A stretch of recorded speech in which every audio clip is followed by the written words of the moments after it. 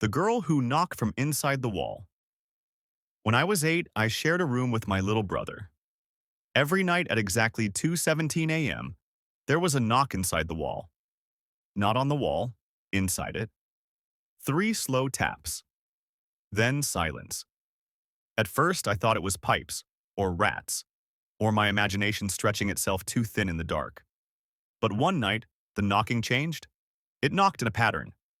Tap, tap, tap, tap, tap, tap. My brother whispered from the top bunk, "That's not random." The next night, it came again. Same rhythm. I knocked back. Silence. Then, slowly, tap, tap, tap. It was answering. For weeks, we played this strange game.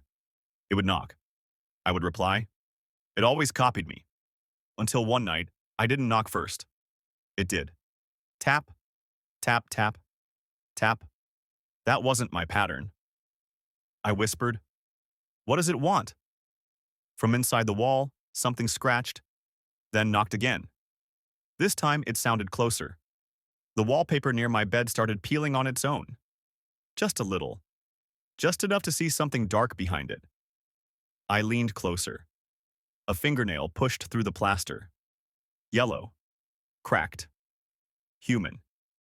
It scraped downward, carving a thin vertical line. And then a voice, small and dry. "Your turn." We moved houses 2 weeks later. In the new house, there was no knocking. But sometimes when I lie in bed and stay very still, I hear faint tapping from somewhere deep in the walls, and it's always in a pattern I've never used before.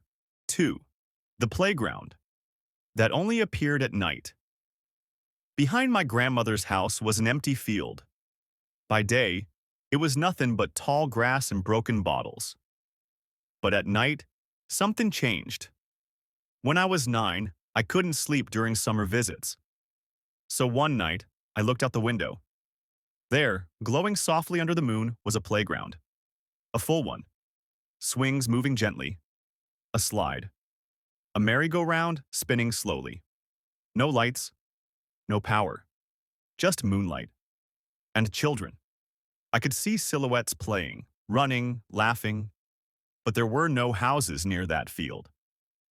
The next night, it was there again. So I snuck outside. The grass was cold and damp as I walked toward it. The closer I got, the clearer the playground became. The children stopped moving when they saw me. They stared. One girl stepped forward.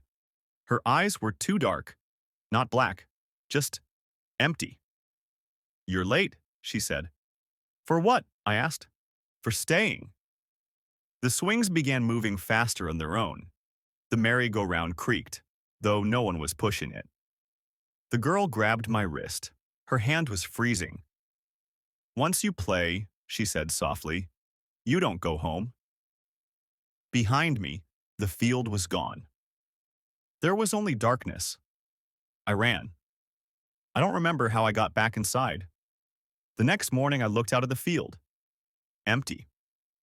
When I asked my grandmother about it, she went quiet. She told me a playground used to be there. It burned down, with children on it. Now, when I can't sleep, I sometimes see swings moving outside my apartment window. I live in the city. There are no fields here. 3. Don't close. Both eyes. My older cousin told me something when I was 6.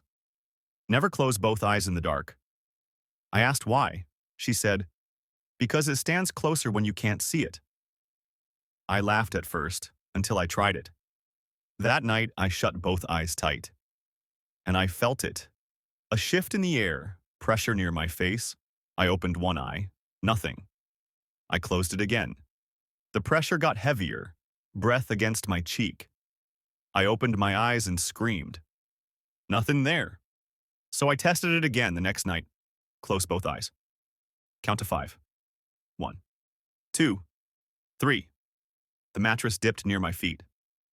4. Something crawled slowly up my legs. 5. I opened my eyes. Nothing. But the indentation in the mattress stayed for a few seconds before rising. I never closed both eyes again. Not fully. I'm 23 now. I sleep with the lights on. Because one night I blinked too long. And when I opened my eyes, it was already lying beside me, facing me, smiling. And this time, it didn't disappear. It just waited for me to blink again. 4. My mother used to tuck me in. Twice. When I was little, my mom tucked me in every night. She'd smooth the blanket, kiss my forehead, turn off the light. Then 5 minutes later, she'd come back. Same routine. Blanket. Kiss. Light. I asked her once why she did it twice. She looked confused. I only come in once. After that, I paid attention. The first time felt normal. The second time, slower. The blanket tucked tighter.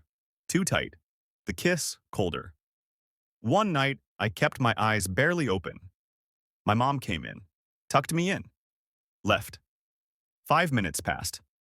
The door opened again. I watched through my lashes.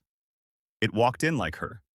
Same height, same shape, but the way it moved was wrong, each step slightly delayed, like it was remembering how legs worked.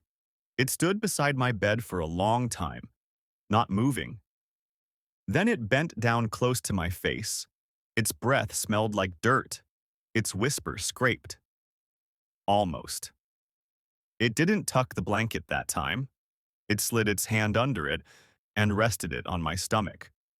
I couldn't move. Its thumb pressed gently, as if checking ripeness. The real door opened suddenly. Light flooded the room. My mom stood there. The thing was gone. I slept in their room for weeks. But sometimes when my mom hugged me, her hand lingered just a little too long on my stomach, and her thumb pressed softly, testing.